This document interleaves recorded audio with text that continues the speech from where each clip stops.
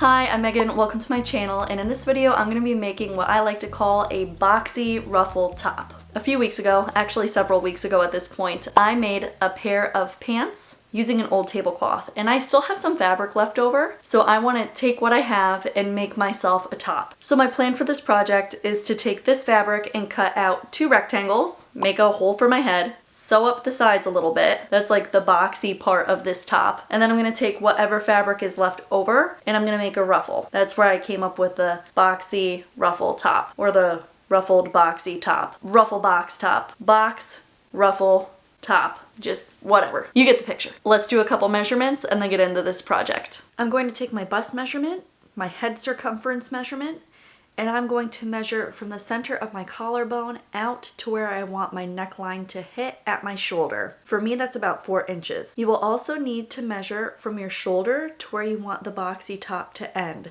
It doesn't really matter for me because I have limited fabric to work with, but you can make yours as long or as short as you want. I'm going to take a moment and even out this edge of fabric, and then I'm removing the existing side seam because it's not perfectly even. For the width of the rectangle, we're going to take our bust measurement plus 3 inches for ease, plus 1 inch for seam allowance, divided by 2. And then for the length, that's going to be your desired length plus 1 inch for seam allowance. Okay, cut out 2 rectangles.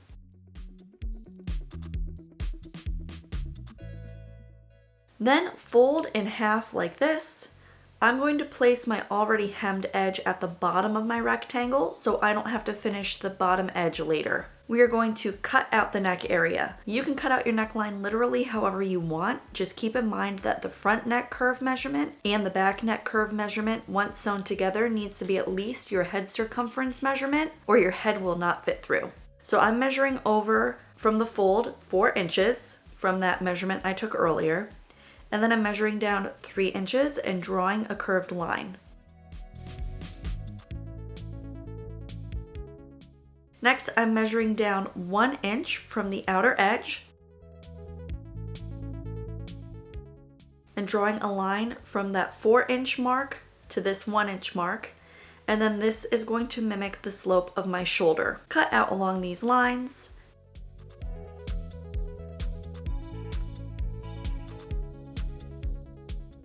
And this is what the front piece looks like. Next, I'm going to do the back piece, very similar, measuring over my 4 inches, but this time I'm going to measure down only 1 inch because I don't want my back neckline as low as my front neckline. Draw my curve, then again measuring down 1 inch at the outer edge, drawing my line, and cutting out along these markings. Okay, here's my back piece. Next, right sides together, pin the shoulder seams and sew or serge in place at a 1/2 inch or 1 centimeter seam allowance. Then try it on to make sure it fits over your head.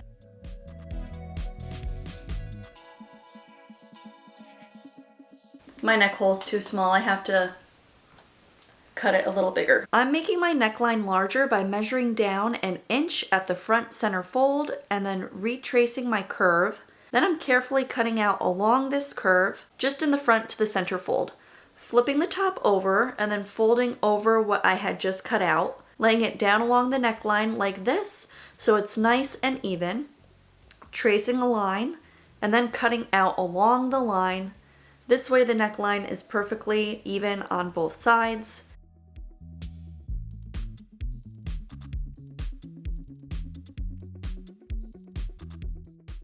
And here we go, new neck edge.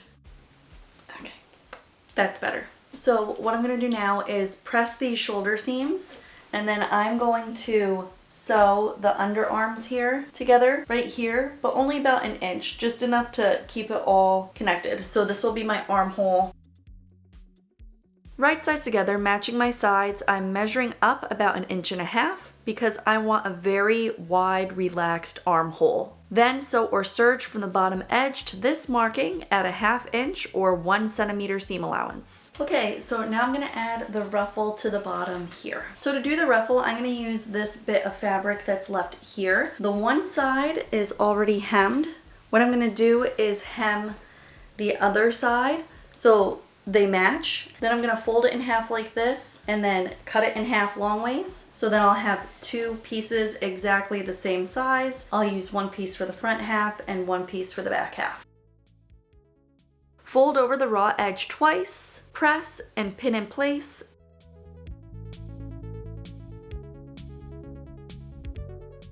And then sew in place along the hem edge. Now both edges are finished. I'm folding in half and pressing a line into the fabric, opening it up, and then cutting the fabric in half right along this line that I pressed. I forgot to show how much wider the fabric I have for the ruffle is than the top. So here's the top, and then here's the ruffle. So here's one edge,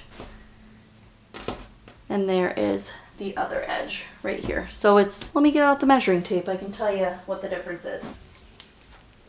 That's about 19 inches. And my ruffle piece is about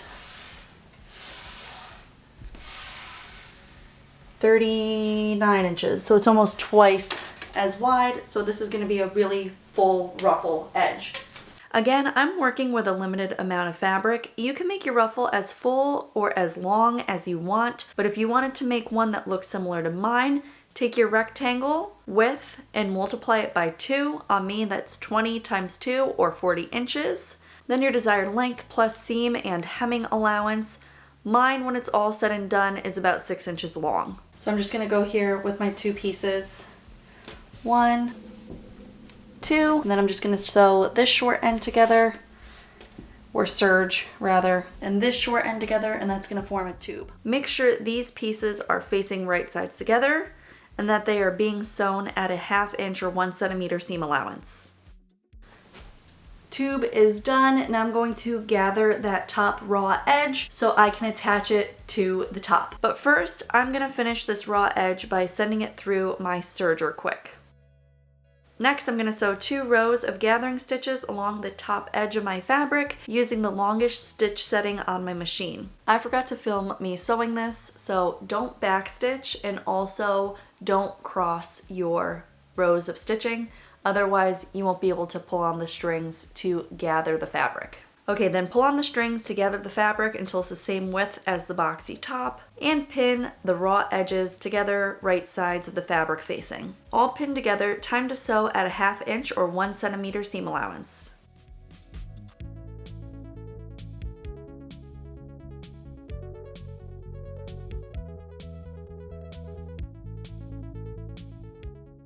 Give the ruffles a good press, and then pick out any exposed gathering stitches. Now I have to finish the neck hole and the arm openings. So I have some just like miscellaneous strips of fabric from making the pants, and what I'm gonna do is kind of use them like binding to finish those openings. Let me just cut some strips and then I'll show you how to do that. Measure your neck circumference and then add 1 inch for seam allowance. Then measure your armhole opening and add 1 inch for seam allowance. Then cut out your strips at this length and 1.5 inches wide. Okay, so I got one strip that is 21 inches for my neck, and then I have 2 strips that are 25 inches for my armhole openings. What I'm gonna do is just fold these right sides together like this, and then just sew the little short edges at a 1/2 inch seam allowance. I'm making 3 tubes.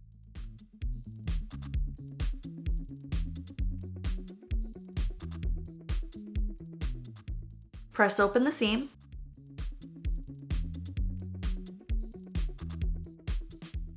Wrong sides together, press these tubes in half like so.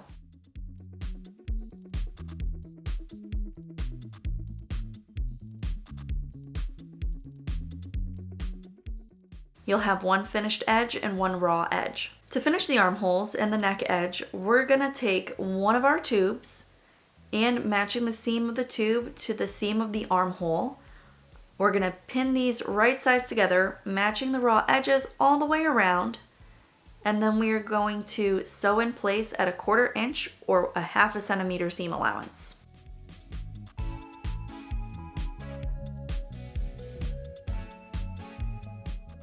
press the fabric out and away, and then turn the top inside out, then fold the strip over and inside along the seam. Press and pin in place to enclose all the raw edges.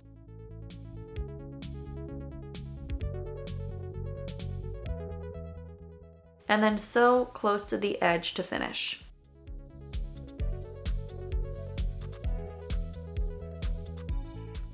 Here's what the finished armhole looks like. Repeat for the other armhole and the neckline. And then finished top complete. What do you guys think?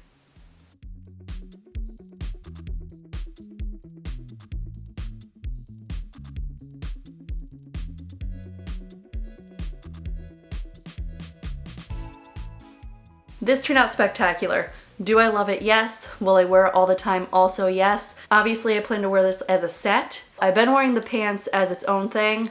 I also plan on wearing the top as its own piece, you know, mixing and matching it with other things in my wardrobe. I have no notes. It is quite literally exactly what I was trying to make. I'm stoked. So yeah. Alright friends, if you made it this far, thank you so much for watching. If you enjoyed this video, please give it a thumbs up so I know to make more like it in the future. And if you want to keep up on future videos, please be sure to subscribe. And I'll see you gals in the next video. Bye!